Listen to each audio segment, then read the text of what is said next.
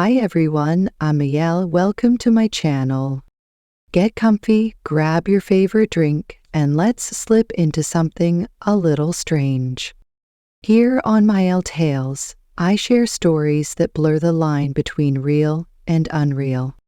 So lean in close, take a deep breath, and let's begin. I moved into the house on a Monday morning, dragging my suitcase through the gravel driveway while the landlord handed me the keys and left without much small talk. It was a small 2-bedroom cottage just outside of town, old, quiet, and shaded by tall trees, the kind of place that seemed perfect for starting over. I had left the city for good reasons.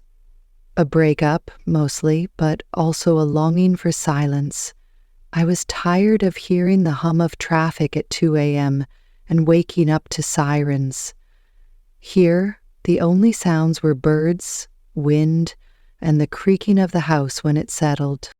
The bedroom I chose was at the back of the house, facing a line of pine trees. It had wooden floors, a large wardrobe, and one peculiar thing, a patch of the wall where a window should have been. It was bricked over, clearly. The bricks didn't match the surrounding wall perfectly, and they had been painted the same color as the plaster, but the shape was obvious, a rectangular outline, perfectly aligned with the other windows in the house. I asked the landlord about it later that week. He seemed surprised I even noticed. That. Been like that for years. Must have been sealed up before I bought the place, he said, scratching the back of his neck. Doesn't open to anything now, just the side of the neighbor's fence. I accepted the explanation and forgot about it for a few days. I was busy unpacking, organizing, working remotely. It was peaceful, almost too peaceful. That first Saturday night, around 3:15 a.m., I woke up to a soft knock. 3 slow taps, not from the door, from the wall where the window used to be. I sat up in bed and listened. Nothing followed.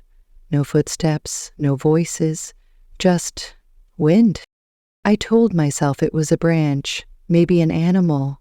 The house was old. Things creaked. I went back to sleep. The next night, the same thing happened.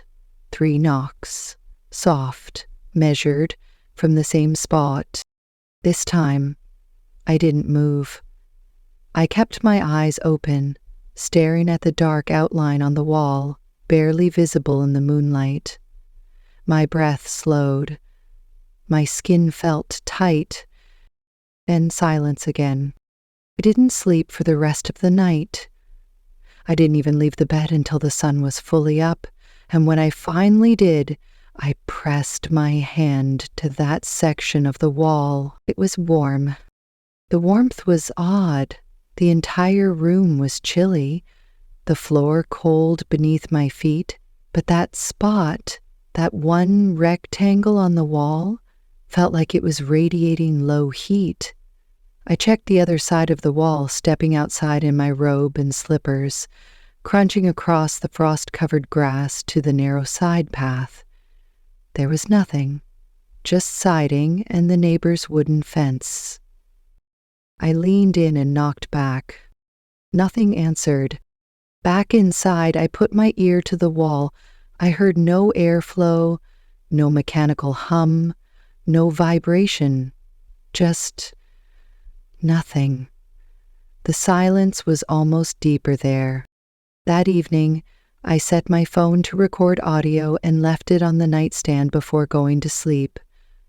I woke again at 3:14 a.m., just before the sound. I held my breath. 3 knocks, exactly the same. Slow, hollow, as if echoing through a tunnel. I reached for the phone in the dark and played the audio. Nothing. The knocks weren't there. I rewound, played it again. Still. Nothing. Just breathing. My breathing, a small rustle as I shifted under the covers.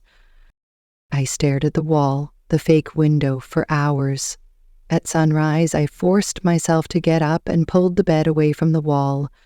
The plaster was smooth, the paint wasn't chipped, but there, in the middle of the rectangle, was a mark.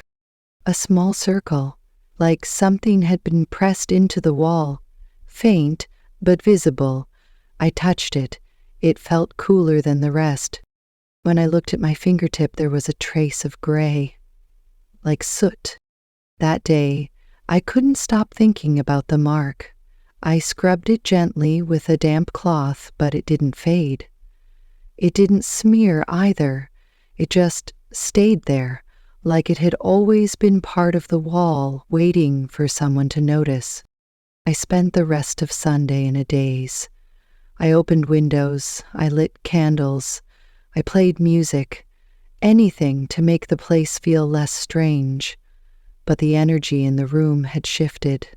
It wasn't just in my head. Even my cat Morgan refused to step into the bedroom after that night. He would sit at the threshold, ears back, tail twitching, then slink away. That night, I stayed awake. I lay in bed, with the lights off, staring at the ceiling. I kept my phone in my hand, camera app open, pointed at the wall. My heart pounded as the minutes crawled past midnight, then 1 a.m., then 2:30. At exactly 3:14 a.m., the air in the room grew still. I didn't hear the knocks this time, not at first. Instead, I heard something like a breath, a soft exhaling whisper, not human, but not mechanical either. It came from the wall. Then 3 knocks, as before. Exactly 3, slow, deliberate. I hit record. The light from the phone lit up the wall faintly. The soot ring was darker now, sharper. And then something happened I still can't explain. My phone vibrated, a notification. I looked down. New voice memo saved. I hadn't recorded anything yet. But there it was. A new file, time-stamped 3:15 a.m. e.m. Hands shaking, I played it. There was silence for about 5 seconds. Then a voice. Not mine. A whisper, dry and low, speaking one word I didn't recognize. It wasn't English. It wasn't anything I'd heard before. It sounded ancient. I dropped the phone.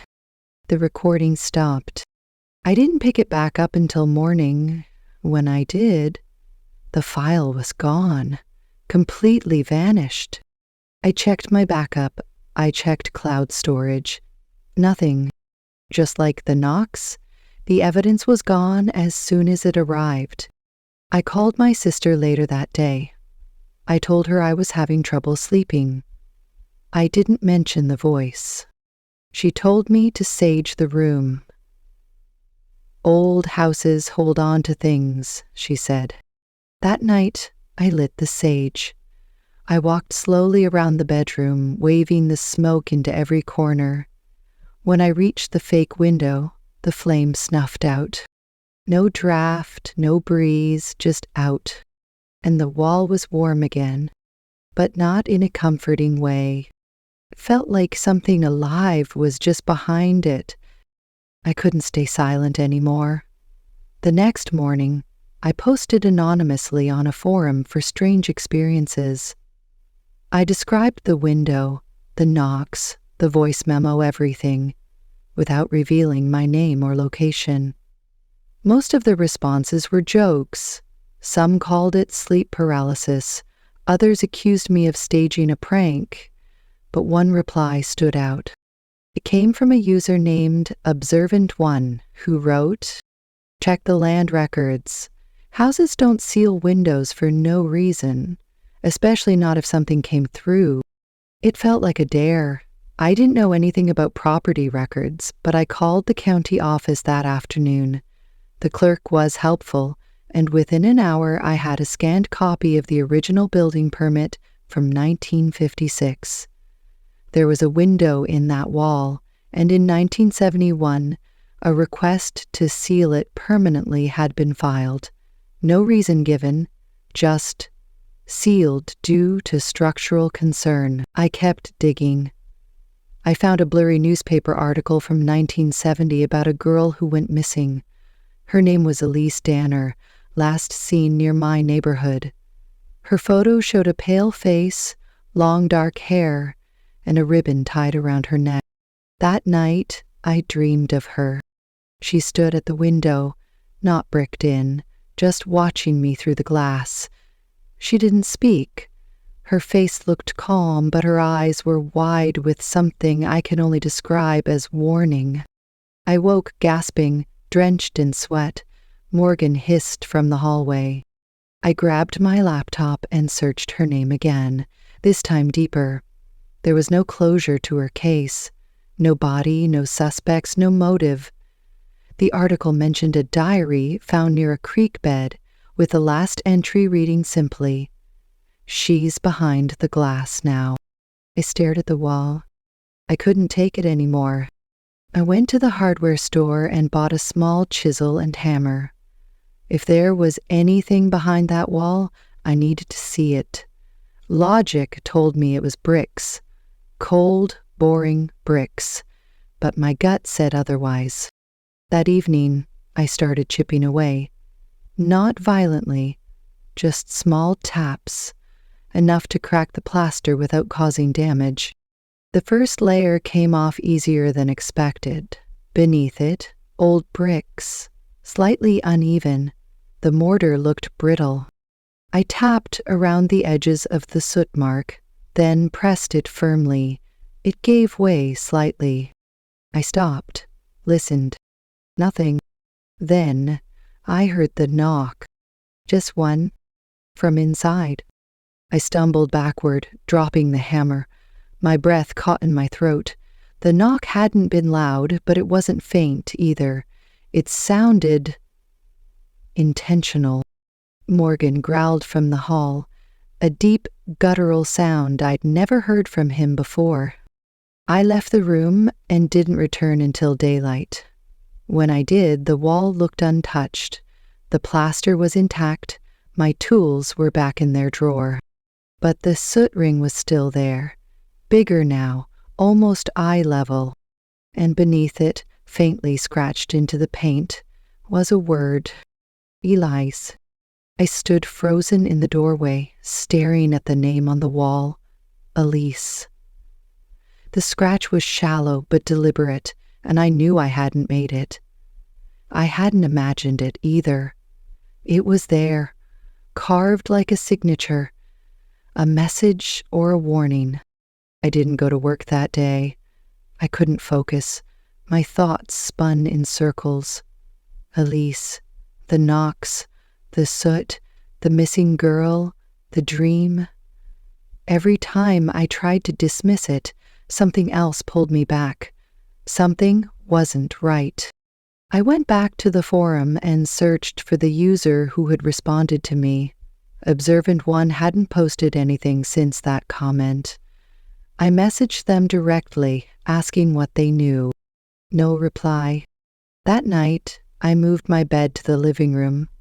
I told myself I was being cautious, but really, I was scared. The fake window, the voice, the scratch. I couldn't be near it anymore.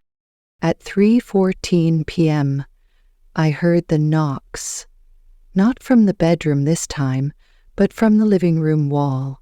3 slow, heavy taps. Something had followed me. Morgan bolted under the couch. I froze. The sound had come from the outer wall. Brick, thick, solid. It shouldn't echo like that. It shouldn't echo at all. I didn't sleep. At dawn, I checked the inside of the wall. Nothing. Then I stepped outside. There, behind the house, was an old wooden paneling I hadn't noticed before. Maybe it was always there, or maybe I never thought to look closely, but now, in the early light, I saw it clearly. One section of the paneling looked newer. I knocked on it. Pallor. I went back inside and checked the basement. I'd only been down there once when I moved in. The stairs creaked with every step, and the air smelled of damp wood and rust. I pulled the light cord and looked around. In the far corner, there was a small wooden door, about shoulder height, like a crawl space. Dust covered the handle. I pulled it open. A tunnel. Not wide, but real. Brick-lined, stretching forward into darkness. I shone my flashlight in, but the beam died before it reached the end. I felt sick. I didn't go in. I shut the door, ran upstairs, and called the police. They came. 2 officers, polite but skeptical. I showed them the crawl space. They entered with lights and radioed back after a few minutes. There's a bricked-in wall down here. Looks like the back of an old foundation, nothing unusual. I asked about the tunnel. They looked confused. No tunnel, just a sealed wall. They left. I went back down. The tunnel was gone. The small door still opened, but behind it now was only cold stone. That night, I didn't wait for the knocking. I placed a mirror on the wall where the soot mark had grown. I read somewhere that mirrors can reflect or trap energy. I didn't believe it, but I had no other ideas. At 3:14 a.m., I sat across the room, staring at the mirror's reflection. The soot ring had returned, visible in the glass, but not on the wall. And then Elise appeared. Not in the room, in the mirror. Her face emerged slowly from the center of the circle, pale and soft, eyes wide with sorrow. Her lips moved, but there was no sound. I leaned closer, barely breathing. A whisper echoed in the room. "Let me out." Then the mirror shattered.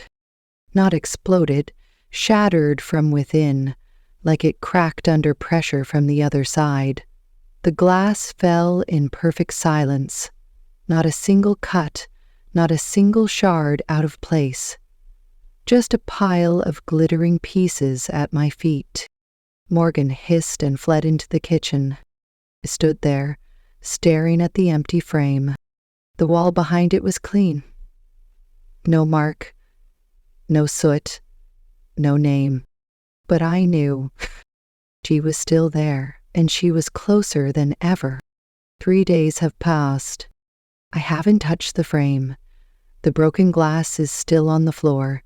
I sweep around it, step over it, ignore it, because I can't bring myself to throw it away. It feels like something sacred. Or cursed. Morgan refuses to sleep in the house. I've let him stay at my sister's for now.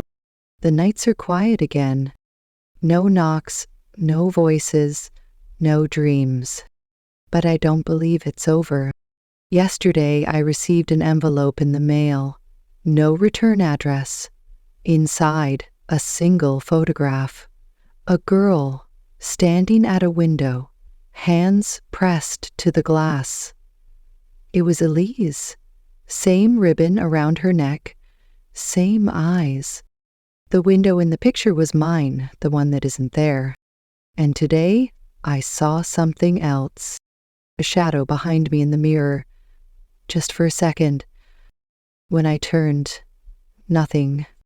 With the soot ring is back. And this time, it's on every wall. I think she's found a way through. And I think she's waiting for me to open the last one.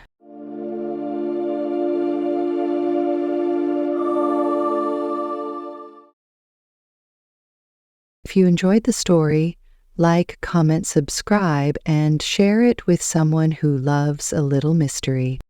I'll be right here waiting with another tale very soon. Take care and see you next time.